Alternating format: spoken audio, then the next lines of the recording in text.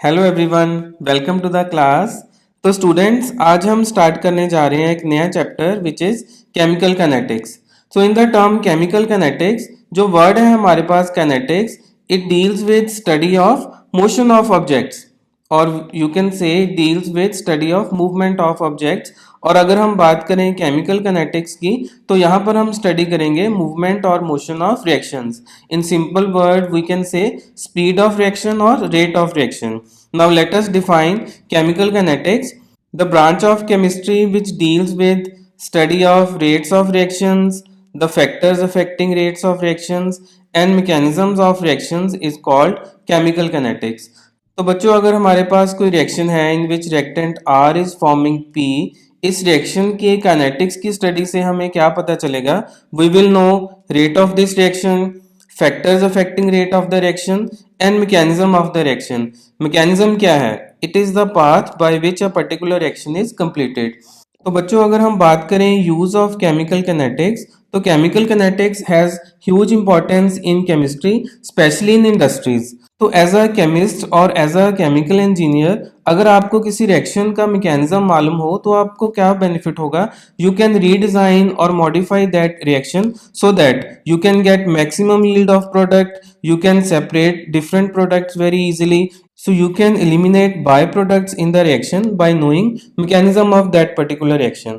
Similarly, in pharmaceutical industries, अगर आपने किसी मेडिसिन की फॉर्मेशन की है तो वो पर्टिकुलर मेडिसिन बॉडी में कितनी देर में अब्जॉर्ब हो रही है और बॉडी से कितनी देर में एलिमिनेट हो रही है, यानी कि उसका कितने टाइम तक असर बना रहेगा बॉडी में, ये सब आप पता कर सकते हो यूजिंग केमिकल कैनेटिक्स। सिमिलरली, किसी मेडिसिन की इफेक्टिवनेस को चेक करना है, then also you can use chemical kinetics और the models which you develop on the basis of chemical kinetics. तो बच्चों, आपने देखा कि किसी रिएक्शन की इन डेप्थ स्टडी के लिए आपको किसकी हेल्प चाहिए? केमिकल कैनेटिक्स की। तो ये बहुत ही इंपॉर्टेंट एंड बहुत ही इंटरेस्टिंग चैप्टर होने वाला है। तो बच्चों, इस वीडियो के नेक्स्ट पार्ट में हम डिस्कस करेंगे रेट ऑफ केमिकल रिएक्शंस। तो बने रहे मेरे साथ and let us discuss rate of chemical reactions. तो बच्चों, अगर हम बात करें रेट ऑफ रिएक्शन और स्पीड ऑफ द रिएक्शन, तो हमारे पास कुछ ऐसे रिएक्शंस हैं जो बहुत ही ज़्यादा फास्ट हैं। For example, the reaction between acid and base. ये रिएक्शन इतने फास्ट हैं कि they take approximately 10⁻12 to 10⁻16 seconds to complete, यानी कि बहुत ही कम समय में ये रिएक्शन कंप्लीट हो जाते हैं। सिमिलरली, अगर हम बात करें रस्टिंग की, तो रस्टिंग एक बहुत ही स्लो केमिकल रिएक्शन है। It is very very slow. ये रिएक्शन इतना ज़्यादा स्लो है कि it takes years to complete. बहुत ही ज़्यादा समय लगेगा रस्टिंग को, किसी ऑब्जेक्ट की रस्टिंग को कंप्लीट होने में। तो बच्चों, इस तरह के रिएक्शंस जो बहुत ही ज़्यादा फास्ट या बहुत ही ज़्यादा स्लो हैं, इनका रेट ऑफ रिएक्शन डिस्कस करना बहुत ही इनसिग्निफिकेंट होगा। वाई? बिकॉज यहाँ पर जो टाइम टेकन है, time taken to complete the reaction, it can not be measured easily. वो या तो बहुत ही ज़्यादा फास्ट रिएक्शन है या बहुत ही ज़्यादा स्लो रिएक्शन है, और यहाँ पर time taken to complete the reaction, उसको मेजर करना डिफिकल्ट होगा। तो बच्चों, हम इस तरह के रिएक्शंस का रेट स्टडी करेंगे which are completed in a measurable time, यानी कि जो हमारे पास टाइम टेकन है to complete the reaction, it can be measured very easily. जैसे कि हमारे पास रिएक्शन है dissociation of hydrogen peroxide. Similarly, you can take example dissociation of PCl5 into PCl3 plus Cl2। तो बच्चों, इस तरह की रिएक्शंस को कंप्लीट होने में बहुत ज़्यादा या बहुत कम टाइम नहीं लगेगा। They are completed in appreciable time. So इनका रेट डिस्कस करना बहुत ही ज़्यादा इजी है, और हम इस तरह की रिएक्शंस का ही रेट डिस्कस करेंगे यहाँ पर। तो चलिए डिस्कस करते हैं रेट ऑफ रिएक्शन। तो बच्चों, रेट ऑफ रिएक्शन को डिस्कस करने के लिए आपको पहले अंडरस्टैंड करना होगा properly what is the meaning of rate. तो अगर हम डिक्शनरी मीनिंग की बात करें, the rate can be defined as the speed at which something happens और changes in a particular time period. तो आपको याद रखना होगा कि रेट को फाइंड करने के लिए समथिंग शुड हैपन और something should change in a particular time period, यानी कि रेट को फाइंड करने के लिए आपको देखना होगा what is the change in the system and the time taken for that change. तो यहाँ पर कुछ एग्जांपल्स मैंने लिखी हैं, जैसे है हमारे पास rate of interest, rate of inflation, unemployment rate, etcetera. तो बच्चों, इन सभी केसेस में क्या हो रहा है? There is some change which is happening in a particular time.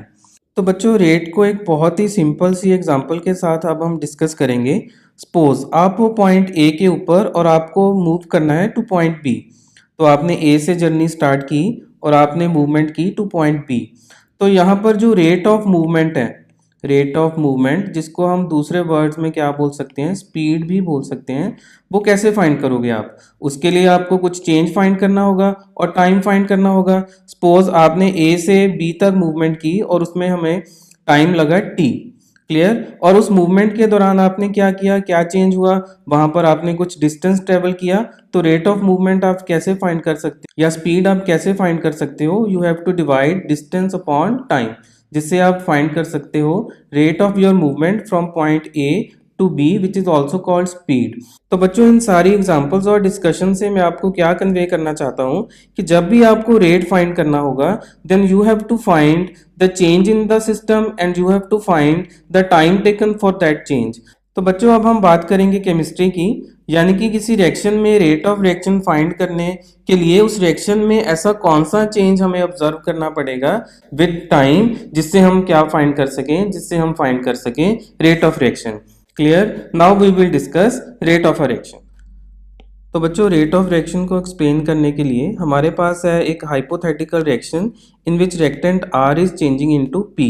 तो हमने सपोज किया है कि 1 mole of R is forming 1 mole of P in total time 5 minutes. और इस रिएक्शन को हम एक्सप्लेन करेंगे इन 3 स्टेजेस। तो हमारे पास है 3 stages A B and C. In first stage when time is 0 minute, तो हमारे पास इस स्टेज में क्या है, पूरा 1 मोल रिएक्टेंट अवेलेबल है, यानी कि अभी रिएक्शन स्टार्ट नहीं हुई है, पूरे के पूरे 1 मोल ऑफ पार्टिकल्स आर के वहाँ पर प्रेजेंट हैं। और सेकंड स्टेज में हमने टाइम लिया है 2 मिनट्स, यानी कि अब रिएक्शन स्टार्ट हो चुकी है। तो जब रिएक्शन होगी यानी कि आर पी में चेंज होगा तो वहाँ पर अपीयरेंस स्टार्ट होगी, किसके पार्टिकल्स की अपीयरेंस स्टार्ट होगी, पी के पार्टिकल्स की। यानी कि धीरे धीरे क्या हो रहा है, पी का अमाउंट इंक्रीज हो रहा है और आर के पार्टिकल्स का अमाउंट क्या हो रहा है, वो डिक्रीज हो रहा है। और फाइनली जब हम थर्ड स्टेज में पहुंचेंगे, यानी कि हमारे पास टाइम है 5 मिनट्स, अब रिएक्शन पूरा कंप्लीट हो चुका है, तो हमारे पास क्या है, आर है जो वो पूरे का पूरा डिसअपियर हो जाएगा और वहां पर अपीयरेंस होगी पी की, और पी का अमाउंट कितना अपीयर होगा, पूरे का पूरा 1 मोल अपीयर होगा। तो बच्चों इस पूरी रिएक्शन में आपने कौन सा चेंज ऑब्जर्व किया? यू मस्ट हैव ऑब्जर्व कि आर का अमाउंट है जो वो डिक्रीज हो रहा है और पी का अमाउंट है वो इंक्रीज हो रहा है। अगर इस कंटेनर का वॉल्यूम हम 1 लीटर लिख दें तो हम इस अमाउंट को किस तरह रिप्रेजेंट कर पाएंगे? अगर हम 1 मोल अपॉन 1 लीटर लिख दें तो वो क्या बन जाएगा, वो बन जाएगा हमारे पास कंसंट्रेशन। यानी कि अब हम लिख सकते हैं कि इस रिएक्शन के दौरान क्या हुआ, there is decrease of concentration of R and there is increase of concentration of P. तो बच्चों यही वो चेंज है जो हमें फाइंड करना होगा to find rate of the reaction. यानी कि इस रिएक्शन का रेट फाइंड करने के लिए हमें क्या फाइंड करना होगा, या हमें पता होना चाहिए चेंज ऑफ कंसंट्रेशन। कंसंट्रेशन किसकी चेंज हो रही है, चाहे वो आर की चेंज हो रही है चाहे वो पी की चेंज हो रही है, and the time taken for that change. और हमें पता होना चाहिए time taken for that change. In this way you can find rate of a reaction. तो बच्चों late us define rate of a reaction. It can be defined as the change in concentration of any one of the reactant or product per unit time। तो बच्चों यहाँ पर आपने ध्यान रखना है कि रेट ऑफ रिएक्शन को हम एक्सप्रेस कर सकते हैं in terms of change in concentration of reactant और change in concentration of product. तो चलिए जो हमारे पास रिएक्शन थी where R is changing into P, आपने वहाँ पर क्या ऑब्जर्व किया कि जैसे जैसे ये रिएक्शन कंप्लीट होगी वहाँ पर आर की कंसंट्रेशन डिक्रीज हो रही है और पी की कंसंट्रेशन यानी कि प्रोडक्ट की कंसंट्रेशन इंक्रीज हो रही है। जो आर के मॉलिक्यूल हैं, देखिए आप जैसे जैसे टाइम स्पेंड होगा जो आर के मॉलिक्यूल हैं वो डिसअपियर होंगे और जो पी के मॉलिक्यूल हैं उनकी अपीयरेंस स्टार्ट हो जाएगी, और जब रिएक्शन कंप्लीट हो जाएगी तो आर पूरी तरह से डिसअपियर हो जाएगा और वहां पर हमें सिर्फ प्रोडक्ट ही मिलेगा, यानी कि कंटेनर में हमें सिर्फ पी के मॉलिक्यूल ही नजर आएंगे। तो बच्चों आपने कौन सी चेंज ऑब्जर्व की? You have observe the change in concentration, यानी कि आर की कंसंट्रेशन डिक्रीज होगी और पी की कंसंट्रेशन इंक्रीज होगी। तो बच्चों अब आप लिख सकते हो रेट ऑफ अ रिएक्शन। कैसे लिखोगे? इट इज, अगर आपने रेक्टेंट की टर्म्स में लिखना हो तो आप लिख सकते हो it is decrease in concentration of reactant यानी कि आर की कंसंट्रेशन और डिक्रीज होने में कितना टाइम लगा यानी कि टाइम टेकन। क्लियर। सिमिलरली आप रेट ऑफ रिएक्शन प्रोडक्ट की टर्म्स में भी लिख सकते हो, तो वहां पर क्या होगा, increase in concentration of product, P की कंसंट्रेशन अपॉन जितना टाइम लगा उसे इंक्रीज होने में, that will be upon time taken. Clear. So these are the two expressions to express rate of reaction. और अगर हमें इसे एक मैथमेटिकल फॉर्म में लिखना हो तो हम लिख सकते हैं rate will be equal to, तो हम चेंज को या decrease in concentration of R को रिप्रेजेंट करेंगे डेल्टा आर, वेयर आर जो स्क्वायर ब्रैकेट में लिखा है वो रिप्रेजेंट कर रहा है हमारे पास कंसंट्रेशन अपॉन डेल्टा टी यानी कि time taken, and it will be equal to change in concentration of product, P की कंसंट्रेशन का change upon delta T. So this expression is the expression to find rate of the reaction of this reaction where R is changing into P। तो बच्चों ये हमने जो negative sign लगाया है वो सिर्फ यही शो कर रहा है कि R की कंसंट्रेशन डिक्रीज हो रही है, अदरवाइज जो रेट है वो कभी भी नेगेटिव नहीं होगी, वो हमेशा पॉजिटिव वैल्यू ही होगी। तो जो हमारे पास नेगेटिव साइन है वो यही शो कर रहा है कि R की यानी कि रिएक्टेंट की कंसंट्रेशन डिक्रीज हो रही है। क्लियर। तो अब हम एक पर्टिकुलर एग्जांपल लेते हैं। Suppose we have PCl5 gaseous, it is changing into PCl3 gaseous and Cl2 gaseous. Clear. तो अगर हमने इस रिएक्शन के लिए रेट को लिखना हो तो हम कैसे लिख सकते हैं, rate of this reaction will be equal to, तो हम लिख सकते हैं डेल्टा PCl5 की कंसंट्रेशन यानी कि change in concentration of PCl5 upon delta T यानी कि time taken. Similarly we can express this in terms of PCl3, तो हम लिख सकते हैं change in concentration of PCl3 upon delta T, and we can write change in concentration of Cl2 upon delta T. So this is the expression for rate of the reaction for this reaction.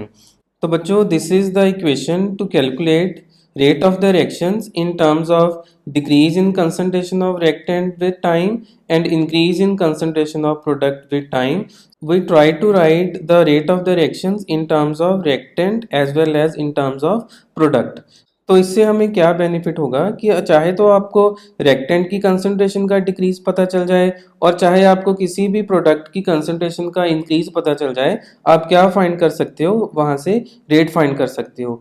तो बच्चों जो हमारे पास chemical reaction होती है उसके स्टोइचियोमेट्रिक coefficients का भी आपको ध्यान रखना होता है, वो हम देखेंगे इस वीडियो के नेक्स्ट पार्ट में। लेकिन अभी तक आपने यही ध्यान रखना है कि हम रेट ऑफ रिएक्शन एक्सप्रेस कर सकते हैं in terms of decrease in concentration of reactant और increase in concentration of product with time. और एक बात और, यहाँ पर हम रेट के जो यूनिट्स हैं उनको भी डिस्कस करेंगे। जो हमारे पास रेट है, आपने देखा कि रेट क्या है हमारे पास, it is concentration upon time, यानी कि रेट के यूनिट क्या होंगे हमारे पास, मोल पर लीटर जो कि है कंसंट्रेशन के यूनिट, और टाइम के यूनिट है हमारे पास सेकेंड, तो वो क्या होंगे second inverse. So this is the standard unit for rate of the reaction which is mole पर लीटर पर सेकेंड। तो बच्चों अब हम फाइंड करेंगे experimental measurement of rate of the reaction. तो बच्चों experimental determination of rate of reaction, तो यहाँ पर हमने यूज़ किया है ग्राफिकल मेथड, यानी कि हमने दो ग्राफ प्लॉट किए हैं। जो फर्स्ट ग्राफ है हमारे पास वो शो कर रहा है decrease in concentration of reactant with time, और जो हमारे पास राइट साइड पे ग्राफ है वो शो कर रहा है increase in concentration of product with time. तो बच्चों बड़े ध्यान से आराम से इन ग्राफ को आप वॉच करो। तो यहाँ पर क्या हो रहा है, यहाँ पर हो रहा है decrease in concentration of reactant, यानी कि आर की कंसंट्रेशन का हमने डिक्रीज शो किया है जैसे जैसे टाइम इंक्रीज हो रहा है, और यहाँ पर हमने क्या शो किया है, increase in concentration of product with time, increase of concentration of product with increase of time. Clear. तो अगर हम यहाँ से फाइंड करना चाहें रेट, तो हमें पता है कि जो हमारे पास रेट ऑफ रिएक्शन है that is equal to negative of delta R upon delta T, यानी कि decrease in concentration of reactant. तो पहले रिएक्टेंट को ही डिस्कस कर लेते हैं।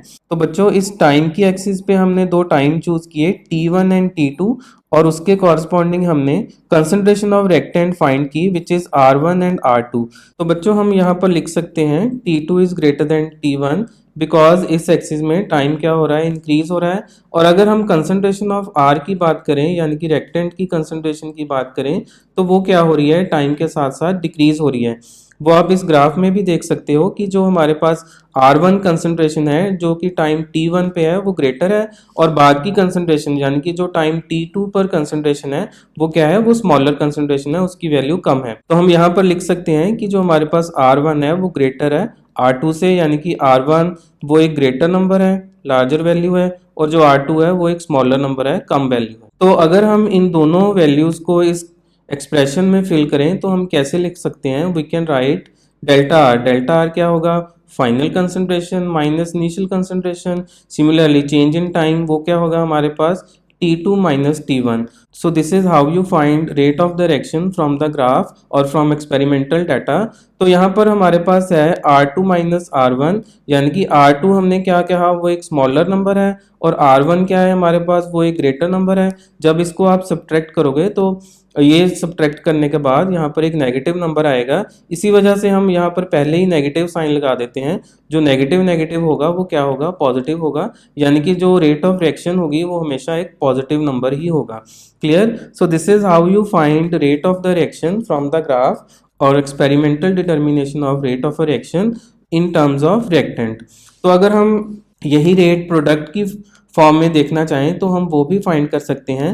तो पहले आप देखो कि यहाँ पर जो हमारे पास अगेन T2 है वो तो ग्रेटर है T1 से, बिकॉज टाइम इस तरफ को इंक्रीज हो रहा है। लेकिन अगर हम T1 पे कंसंट्रेशन देखें प्रोडक्ट की, P1 वो कम है, और हमारे पास जो टाइम T2 है उस पर कंसंट्रेशन जो हमने लिखी है P2 वो ग्रेटर है। Why? Because during the reaction product की कंसंट्रेशन में क्या हो रहा है, इंक्रीज हो रहा है। तो हम यहाँ पर लिख सकते हैं P2 is greater then P1। तो अगर हमें रेट लिखना होगा इन टर्म्स ऑफ प्रोडक्ट तो हम क्या लिखेंगे, rate is equal to delta P, यानी कि change in concentration of product upon delta T. और जो हमारे पास डेल्टा पी होगा वो हम कैसे लिखेंगे, P2 माइनस P1, और डेल्टा टी कैसे लिखेंगे, T2 माइनस T1। तो because P2 is greater number तो यहाँ पर भी जो हमारे पास रेट ऑफ रिएक्शन होगा it is a positive number. तो बच्चों आपने देखा कि हमने अगर एक्सपेरिमेंटल डिटर्मिनेशन करनी हो रेट की तो वो हम कैसे कर सकते हैं, यूजिंग दिस ग्राफ। तो बच्चों ग्राफ के बिना अगर हमें R2 R1 T2 T1 की वैल्यू दी हो, या हमें P2 P1 या T2 T1 की वैल्यू दी हो, तब भी हम क्या कर सकते हैं, we can find rate of the reaction. तो बच्चों यहाँ पर एक बहुत ही इंपॉर्टेंट पॉइंट आपको ध्यान में रखना होगा कि इस तरह जो हम रेट फाइंड करेंगे, rate of the reaction, that will be the average rate of the reaction. Clear? Because हमने यहाँ पर क्या किया है, हमने दो टाइम चूज किए और दो कंसंट्रेशन चूज की, उनको सब्ट्रैक्ट करके हमने डिवाइड कर दिया, तो हमारे पास वो जो रेट आया that is the average rate. इसके बिना एक और तरह का रेट हम यहाँ पर स्टडी करेंगे, that will be called instantaneous rate. Average rate और इंस्टेंटेनियस रेट में थोड़ा फर्क होगा, वो बाद में हम डिस्कस करते हैं। तो बच्चों अब तक आपने इस वीडियो में क्या देखा कि we can find rate of a reaction if we are able to find change in concentration of reactant और change in concentration of product in a particular time. Clear? तो बच्चों अब हम स्टडी करेंगे rate of the reactions in terms of stoichiometric coefficient. तो बच्चों अब हम डिस्कस करते हैं rate of reaction and stoichiometric coefficients. तो आपको पता है कि स्टोइचियोमेट्रिक कोएफिशिएंट्स क्या हैं? These are the numbers which are used to write balanced chemical equation, यानी कि किसी इक्वेशन को बैलेंस करने के लिए हम जो नंबर्स रिएक्टेंट और प्रोडक्ट के साथ लिखते हैं, दोज आर द स्टोइचियोमेट्रिक कोएफिशिएंट्स। और स्टोइचियोमेट्रिक कोएफिशिएंट्स का फायदा क्या है, उससे हमें पता चल जाता है कि किसी रिएक्टेंट या किसी प्रोडक्ट के कितने मॉलिक्यूल्स वहाँ पर रिएक्ट हो रहे हैं। तो हम देखते हैं फर्स्ट रिएक्शन को। तो यहाँ पर है स्टोइचियोमेट्रिक कोएफिशिएंट 1 1 एंड 1, यानी कि यहाँ पर इसके सामने 1 1 1 है, जिससे हमें क्या पता चलेगा कि 1 mole of mercury is reacting with 1 mole of Cl2 to form 1 mole of mercury chloride.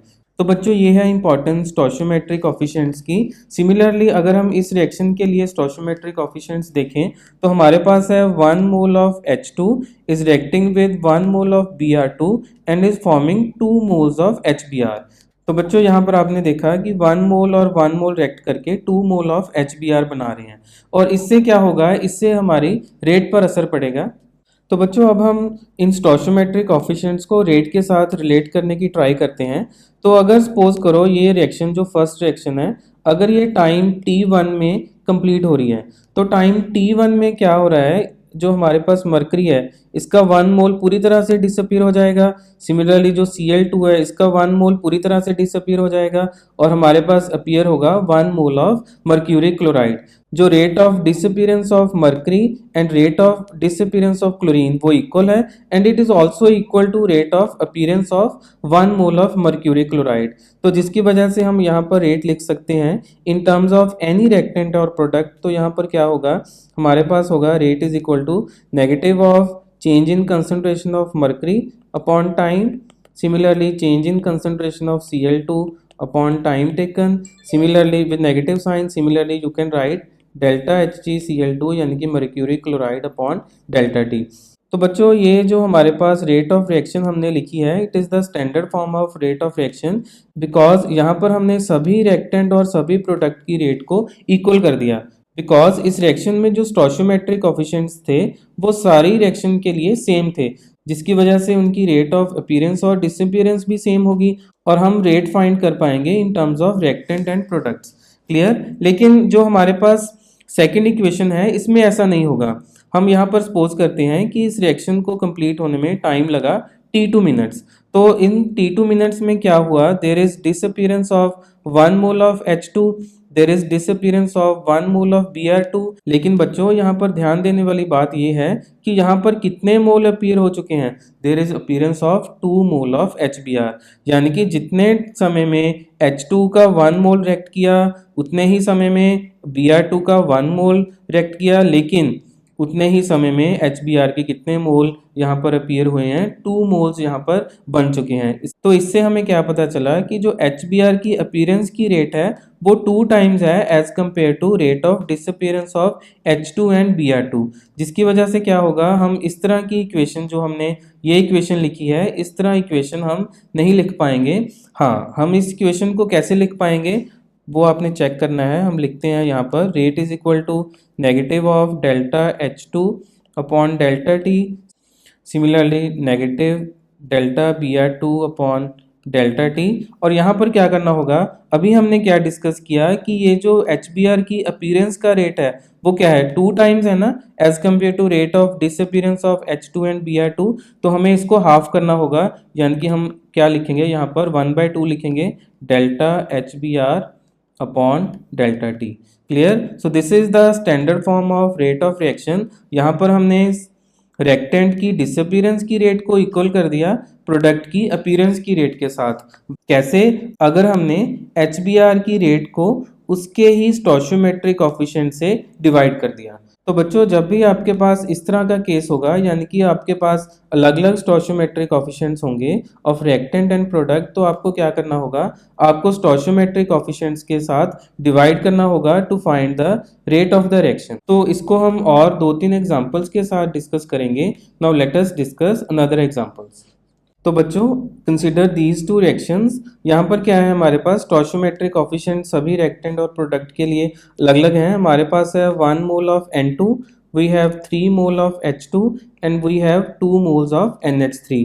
यानी कि जितने समय में 1 मोल N2 का डिसअपीयर होगा उतने समय में क्या हो रहा है, हाइड्रोजन के 3 मोल डिसअपीयर हो रहे हैं, और उतने ही टाइम में जो हमारे पास NH3 प्रोडक्ट है उसके 2 मोल्स अपीयर हो रहे हैं। क्लियर। यानी कि हमारे पास है जो rate of disappearance of hydrogen है, यानी कि जो हाइड्रोजन की रिएक्ट होने की स्पीड है वो 3 टाइम्स ग्रेटर है एज कंपेयर टू N2, और जो हमारे पास NH3 है उसकी जो स्पीड है फॉर्म होने की वो 2 टाइम्स ग्रेटर है as compare to N2। Similarly यहाँ पर है हमारे पास एक और रिएक्शन, उसमें क्या हो रहा है, 2 moles of N2O5 forming 4 moles of N2 and they are forming 1 mole of O2।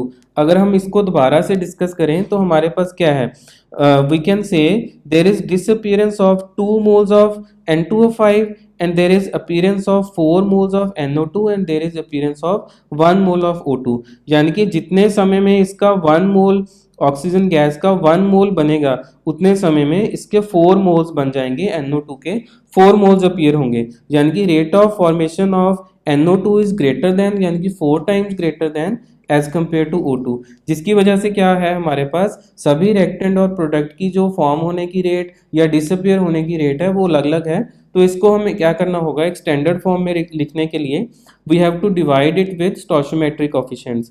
तो डिवाइड करने के बाद हम क्या लिख पाएंगे, rate is equal to negative of delta N2 upon delta T, और यहाँ पर हमें क्या लिखना होगा, 1/3 of decrease of delta H2 upon delta T, and it is equal to 1 by 2 of appearance of delta NH3 upon delta T. Clear? So this is how you write the rate of the reaction in terms of all reactant and product for the formation of NH3. Similarly इस reaction के लिए हमें क्या लिखना होगा? Rate is equal to minus 1 by 2 of delta N2O5 upon delta T.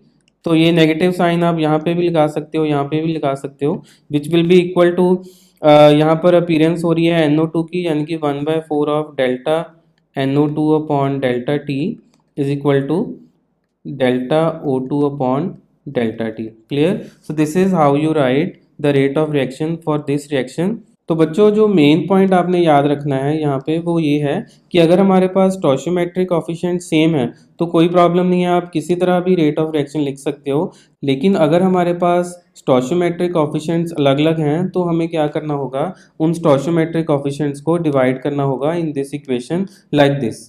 Clear? तो चलिए इसके साथ रिलेटेड एक न्यूमेरिकल सॉल्व करते हैं जिससे आपको और क्लैरिटी होगी कि कैसे हमने स्टोइचियोमेट्रिक कोएफिशिएंट्स को यूज़ करना है। तो बच्चों let us solve this numerical.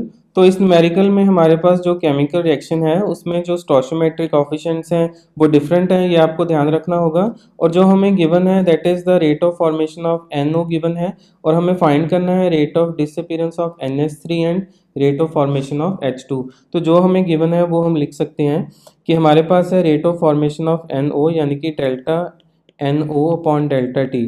वो क्या होगा, it will be equal to 3.6 into 10⁻³ ये गिवन है हमारे पास मोल पर लीटर पर सेकेंड। क्लियर? और जो हमें फाइंड करना है, हमें फाइंड करना है rate of disappearance of NH3, यानी कि हमें फाइंड करना है negative of delta NH3 upon delta T। और दूसरा हमें फाइंड करना है rate of formation of H2 यानी कि delta H2O upon delta T, इनको हमें फाइंड करना है। तो जो हमारे पास ये बैलेंस्ड केमिकल रिएक्शन है इससे हम रेट कैसे लिख सकते हैं, रेट इज इक्वल टू, यहाँ पर है हमारे पास स्टोइचियोमेट्रिक कोएफिशिएंट NH3 के लिए 4, तो हम लिख सकते हैं -1/4 of delta NH3 upon delta T which will be equal to -1/5 of delta O2 upon delta T, and this will be equal to 1/4 of delta NO upon delta T. It is equal to 1/6 of delta H2O upon delta T. तो बच्चों ये है हमारे पास rate of the reaction in terms of all reactant and product. यहाँ पर हमने equal to का साइन यूज़ किया है बिकॉज हमने स्टोइचियोमेट्रिक कोएफिशिएंट्स के साथ डिवाइड किया है एवरी रिएक्टेंट एंड प्रोडक्ट को। तो हम यहाँ से क्या फाइंड कर सकते हैं, देखो हमने फाइंड करना है delta NH3 upon delta T, यानी कि ये टर्म हमने फाइंड करनी है और हमें ये टर्म गिवन है। तो अगर हम इन दोनों इक्वेशंस को इक्वेट कर दें, बिकॉज इन सभी इक्वेशन में इक्वल टू का साइन है, अगर हमें एक भी पता होगी तो हम बाकी की फाइंड कर सकते हैं। तो यहाँ से क्या होगा, 1/4 कैंसिल हो जाएगा, और आपको पता है कि जो नेगेटिव साइन है वो क्या शो कर रहा है कि NH3 डिसअपीयर हो रहा है, तो इसको हम यहाँ पर इग्नोर भी कर सकते हैं। तो delta NH3 will be equal to delta NO upon delta T. So this will be equal to 3.6 into 10⁻³ मोल पर लीटर पर सेकेंड। क्लियर? तो बच्चों देखो कितना आसान है, हमने rate of disappearance of NH3 find कर लिया, यानी कि ये है हमारे पास फर्स्ट सॉल्यूशन। और दूसरा हमने फाइंड करना है delta H2 upon delta T। तो अब हम क्या करेंगे, इस इक्वेशन को दूसरी इक्वेशन के साथ इक्वेट कर देते हैं। तो यहाँ से हम लिख पाएंगे, हमें 1/4 भी कंसिडर करना होगा, delta NO upon delta T is equal to 1/6 of delta H2O upon delta T। और ये वैल्यू है जो हमारे पास इट इज़ गिवन, ये हमारे पास गिवन है, देखो यहाँ पे। तो हम लिख सकते हैं 1/4 इंटू 3.6 इंटू 10⁻³ ये 6 इधर आ जाएगा, 6 is equal to delta H2O upon delta T। तो इसको जब आप सॉल्व करोगे तो हमारे पास आएगा delta H2O upon delta T, it will be equal to 1/4 into 6 into 3.6 into 10⁻³। इसको सॉल्व करने के बाद आपके पास आंसर आएगा 5.4 इंटू 10⁻³ मोल पर लीटर पर सेकेंड। क्लियर? सो बच्चों इस तरह आप रेट ऑफ अपीयरेंस या रेट ऑफ डिसअपीयरेंस किसी भी रिएक्टेंट और प्रोडक्ट की फाइंड कर सकते हो अगर आप इस इक्वेशन को अच्छी तरह से लिख सको। तो बच्चों जो भी हमारे पास बैलेंस्ड केमिकल इक्वेशन होगी वहाँ से आपको रेट ऑफ अपीयरेंस या rate of disappearance of reactant and product को दिखाना होगा with the help of stoichiometric coefficients. Clear? तो बच्चों आई होप कि आपने ये जो एवरेज रेट ऑफ रिएक्शन का कॉन्सेप्ट है वो अच्छी तरह से अंडरस्टैंड कर लिया है। तो अब हम जो नेक्स्ट टॉपिक है दैट इज़ इंस्टेंटेनियस रेट वो डिस्कस करेंगे नेक्स्ट वीडियो में। तो मिलते हैं अपने नेक्स्ट वीडियो में जहां हम डिस्कस करेंगे instantaneous rate of the reaction and how to find instantaneous rate of the reaction.